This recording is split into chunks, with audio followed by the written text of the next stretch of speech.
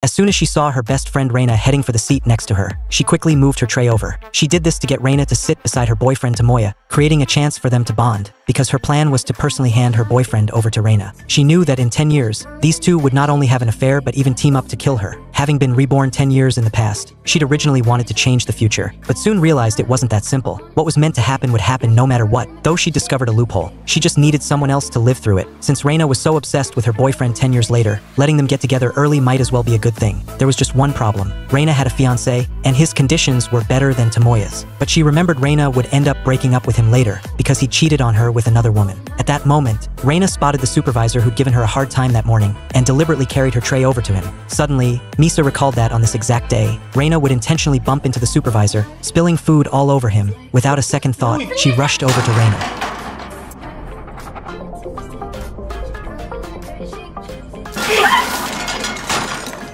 ちょっとマジでごめんさえなってないって Misa silently cheered to herself. Sure enough, what's meant to happen will happen, even with someone else. That proves my tragic fate can be changed. The three of them went to the restroom, but Tomoya handed his jacket to Misa. なんでなんでって？なんで私に渡してくるのかなって。いや、洗ってよ。自分のスーツでしょ？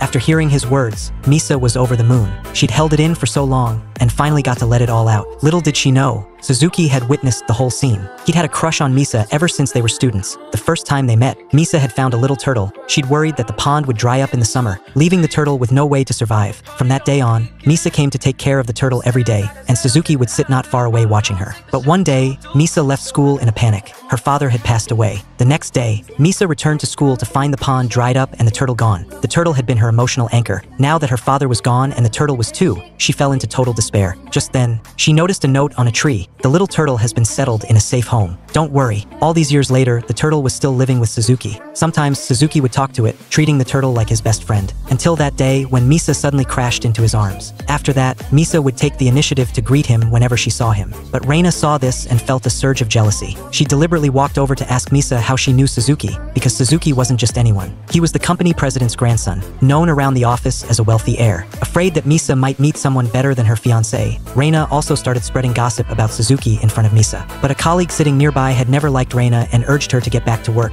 and their section chief even chipped in with a couple of remarks. Those words made Reina hold a grudge. She tried to spill her meal on the section chief in the cafeteria, but Misa saw through her plan. This was the most satisfying thing Misa had done in a long time, and she was thoroughly enjoying it, until a cry for help came from the restroom. A colleague had forgotten her sanitary pads. Misa hurried over to help her, and through this kind act, she made a great new friend. After work, Misa would go to a cafe for afternoon tea. She never expected to run into Suzuki there that day. Turned out Suzuki was there for market research. The two started talking about the cafe's pastries, and even made plans to visit the flagship store in Kyoto. At that moment, Misa suddenly noticed a note in her notebook that said, "Shopping with Reina." She remembered how she'd thought it was just a casual shopping trip, but Reina had actually taken her to a restaurant. It was a class reunion, and Reina had deliberately kept it a secret. Misa hadn't dressed up, just worn casual clothes. As soon as she arrived, her classmates snubbed her, and she'd even overheard them talking badly about her in the restroom. Now that she finally knew Reina's true colors, she wasn't going to let her get away with it this time.